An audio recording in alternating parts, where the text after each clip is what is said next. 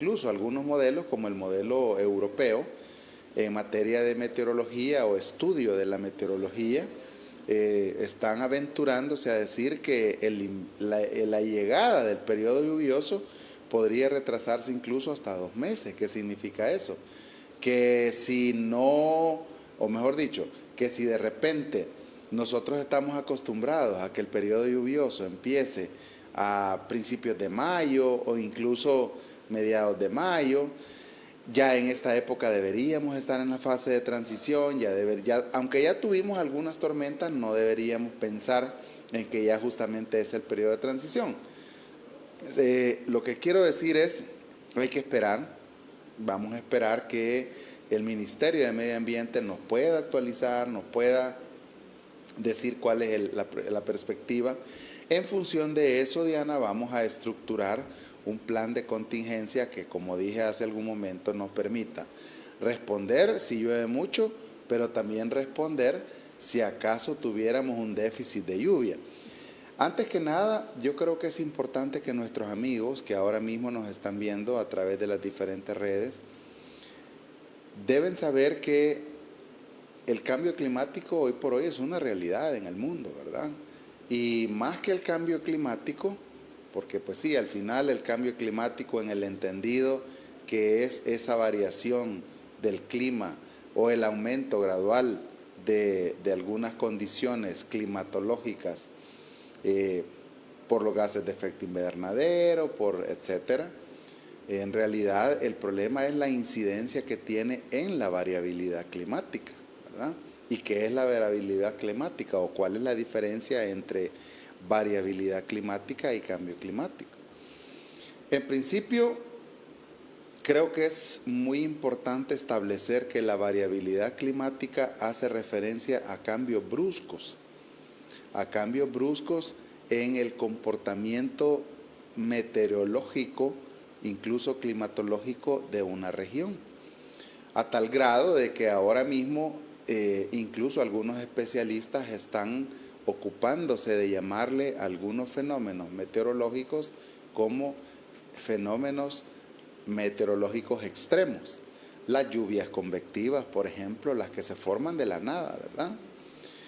De repente tenemos un sol muy, pero muy ardiente y en el término de 1 hora, 2 horas, tenemos una lluvia convectiva que parte de una nube cumulonimbus, que son esas muy, pero muy gigantescas, que vemos de repente cuando ya está en franco desarrollo el periodo lluvioso, que nos puede llegar a descargar hasta 50, 60, 80 milímetros de lluvia, dependiendo del tamaño, por supuesto. Entonces, tener esa, digamos, esa variabilidad climática extrema puede hacer que tengamos fenómenos muy críticos y eso consecuentemente obliga a todas las instituciones de protección civil, de respuesta, independientemente de cuál es el nombre que le den. En el caso nuestro, Dirección de Protección Civil, en el caso de Guatemala es la Coordinadora Nacional de Riesgo y así sucesivamente, obliga a tener la listeza operacional suficiente para responder o para dar la primera respuesta a ese tipo de fenómenos. Yo sé que a mayor cantidad de fenómenos hidrometeorológicos extremos que traen ráfagas de viento que pueden llegar incluso casi a las velocidades que constituyen un meteoro o un fenómeno meteorológico como una tormenta tropical. Estamos hablando de más de 60 kilómetros por hora, dependiendo de la bibliografía que consulten los amigos si es que se van a hacerlo. Podríamos tener a partir de eso caídas de árboles, caídas de vallas publicitarias y caídas de postes que no solamente afectan el poste como tal, sino la energía eléctrica o el alumbrado eléctrico, la conducción de energía a comunidades enteras o a colonias enteras. Podríamos tener también daños en la transmisión de comunicaciones. ¿Por qué? Porque en una buena parte, por lo menos del área metropolitana, las comunicaciones se producen a partir de cables, de las diferentes compañías de cables. Entonces,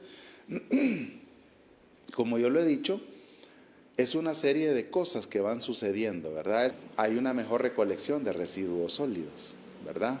Y eso sí o sí incide mucho en la prevención o por lo menos en la mitigación, es decir, reducción de posibilidad de que se materialicen inundaciones urbanas. Las inundaciones urbanas definitivamente en este y en cualquier país van a ser proporcionales a el desarrollo urbanístico que pueda tener un territorio. A mayor cantidad de colonias que se construyan, decía yo, mayor escorrentía vamos a tener. Entonces, ¿qué se ocupa? Buscar estrategias, buscar resumideros, buscar aprovechar la cosecha de agua, ¿verdad? Y en esa medida también asegurar pues la infiltración. Entonces, no nos va a llover mucho en mayo, en julio, y que allá, hasta allá por agosto podríamos tener las primeras tormentas. Eso significa que podríamos estar frente a 4 escenarios probables, ¿verdad? El primero de ellos, que tiene que ver, Diana, con la seguridad alimentaria. ¿Qué es lo que pasa? Hay que recordar que en nuestro país no solamente se cultiva para comercio, se cultiva también para consumo. Los primeros elotes están saliendo allá por finales de julio, mediados de agosto. Entonces, ¿qué es lo que va a pasar? Va a generar una incidencia en la seguridad alimentaria. Contados con los dedos de una mano, las municipalidades que tenían, digamos, alguna, aunque sea de forma incipiente, equipos de respuesta. La mayoría eran los primeros en anotarse. Y un día de esto le sacaba yo una sonrisa a alguien cuando le decía, lo que pasa es que hemos vivido en un país en el que algunas municipalidades lo primero que hacían era anotarse en la lista de damnificados, ni siquiera intentaban dar la primera respuesta. Entonces, en alguna medida hubo necesidad de crear equipos de respuesta rápida. El fin de semana fue un fin de semana muy caluroso, y yo creo que es propicio el momento, Diana, para hacer algunas recomendaciones. Sí.